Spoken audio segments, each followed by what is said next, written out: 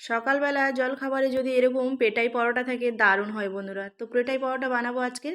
আর তার জন্য নিয়েছি 1 কাপ ময়দা, একটু লবণ আর সাদা তেল দিয়ে ভালো করে ময়ম করে নিতে হবে। তারপর অল্প অল্প জল দিয়ে ভালো করে ডোটাকে তৈরি করে নেবো, একটু নরম করে মাখতে হবে। ঢাকা দিয়ে 10 থেকে 15 মিনিট রেখে দিতে হবে।